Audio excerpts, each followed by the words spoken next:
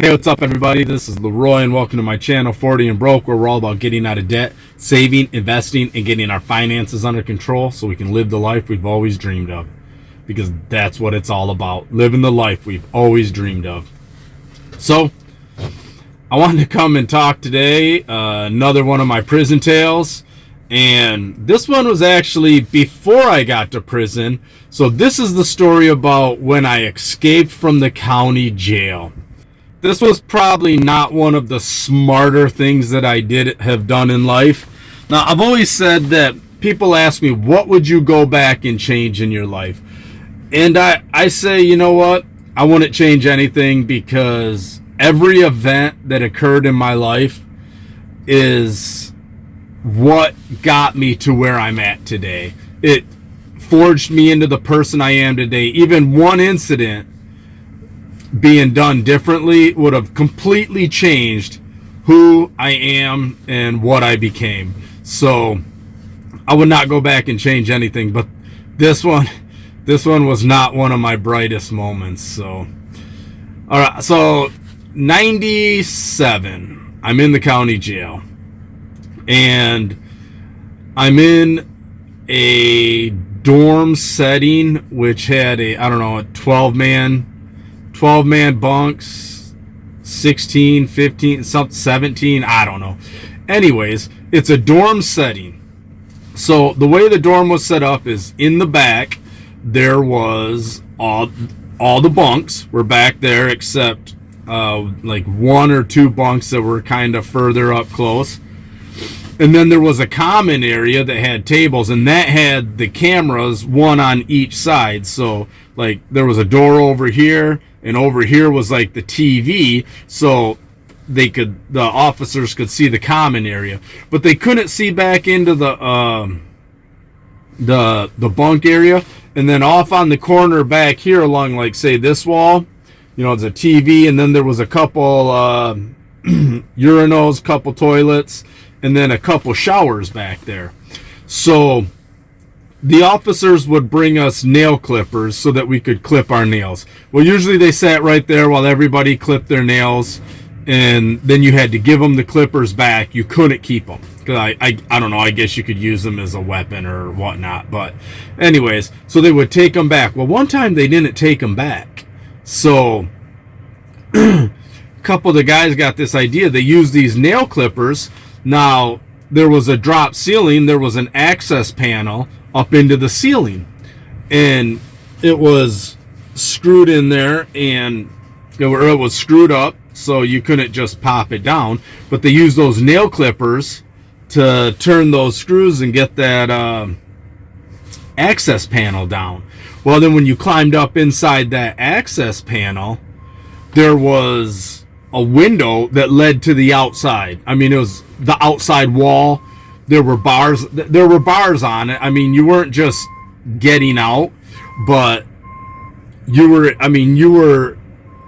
there. I mean, the outside world was right there. And I remember in this dorm, you didn't see the outside. Like when I got locked up, it was snowy. And when this happened, it was June, and you really couldn't tell what season it was, because like I said, you're in a dorm. Everything was temperature controlled. No windows to the outside. So this was like the first time I seen the outside. Well, at first my plan was to just use this to get, say, weed or alcohol. Someone could just toss it right in there through that little window, and we're up in there and we could grab it. Well, then there ended up being a ventilation duct right next to that window, and it got popped out. And well, right there, I mean, there was just a hole right to the outside world. It was an 8x16 hole, and basically the size of a concrete block. And I think once that hole got open, then that's when I decided I'm going for it. And there were 6 of us that escaped. But before all this happened, there was a guy that was in there that was like, Leroy, don't do this. This is dumb. He said, you don't want any part of this. It's going to be dumb. And I'm like, look, dude, I'm going to prison for like 6 years. I was like, what does it matter? I have no urge to go to prison. And he was like, dude, you don't want to do it. Trust me, that's dumb. That's dumb. And I probably should have taken his advice. But I didn't, and I went anyway. So I managed to slide out. I went feet first, and I slid out, which is a good thing because I didn't get stuck, but it scraped up like my chest and my stomach a little bit. Well, then I took off, and I went running. There's this bridge that goes over the river right behind the old jail where I was housed at. And my dumb ass, I don't know what I was thinking, because I was like, I don't want to run over the bridge because there's cameras on the bridge and they're going to know which way I went. I was like, so I swam the river, and next thing you know, I'm wet. I was cold. Oh man, it was not fun. So like I said, it's like June 1st, but it's still pretty chilly in the morning in June.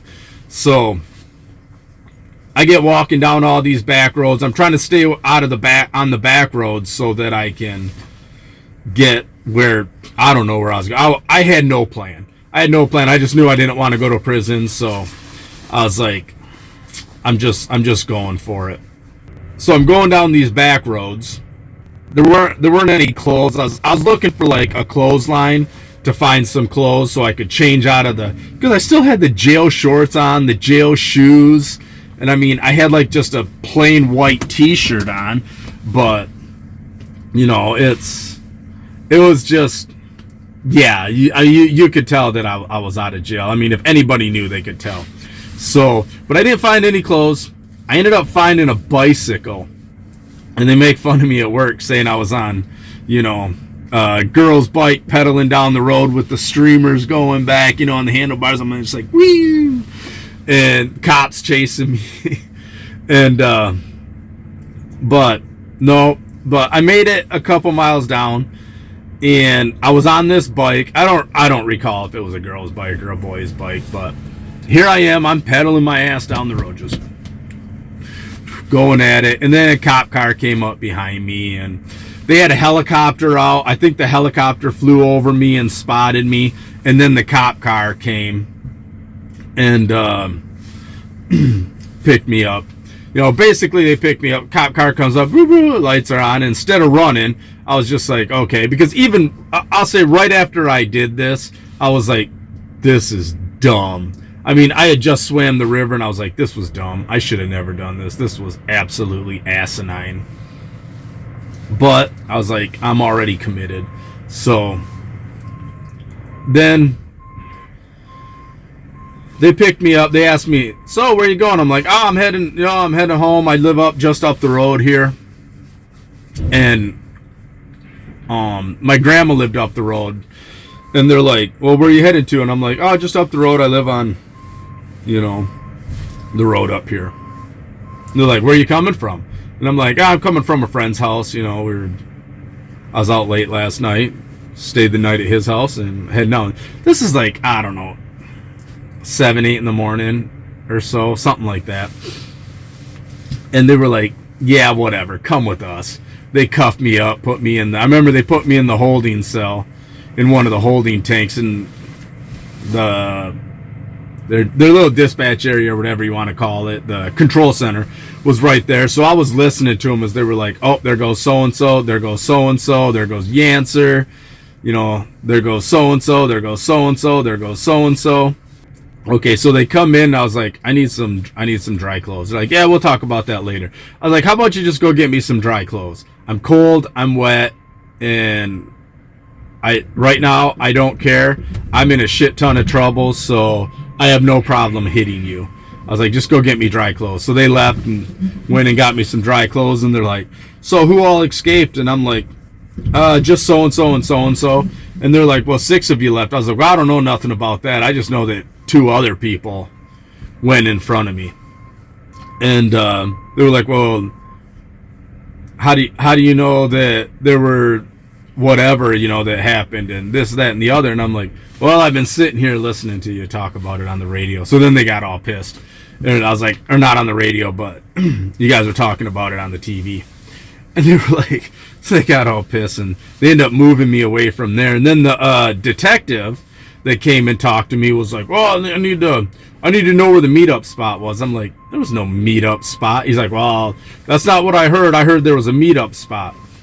I'm like, well, you heard wrong. And what he heard this from was one of the guys that was in the dorms after everybody escaped and left. He went and snitched us out. So he's like, hey, those guys escaped and they went up there and they left and blah blah blah, you know. So this guy snitched us out, told them, yeah, they were gonna meet up and blah blah blah. And I was like, nah, there wasn't no meetup place. So he said, tell me the truth. And I'm like, I am telling you the truth. He's like, I want to know the meetup place. I'm like, there was no meetup place. He's like, you're lying to me. I'm like, why do you think I'm lying to you?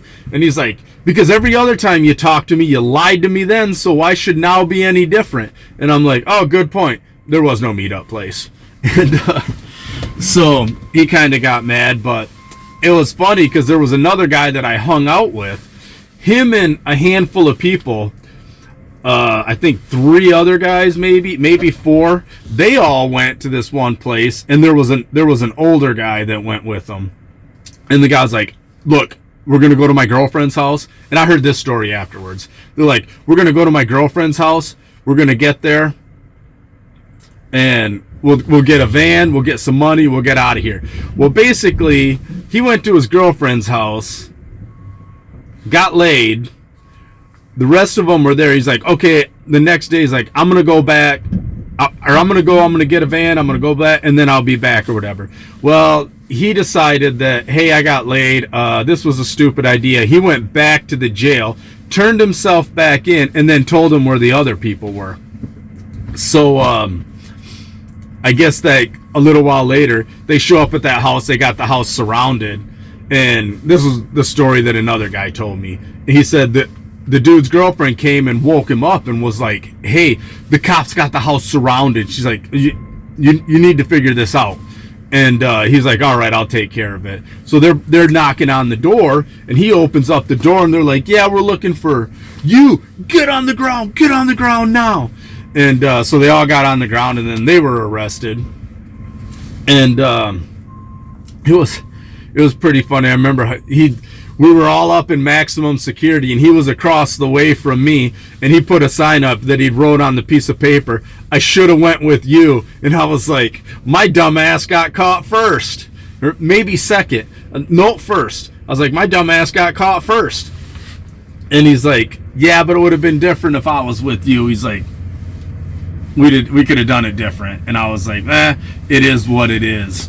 But so basically so then the news media said that I was caught riding a bicycle down the main highway through my town that leads away from the jail, which, like I said, I was on a side road, but I mean, either way, I was on a bicycle, and it was completely stupid.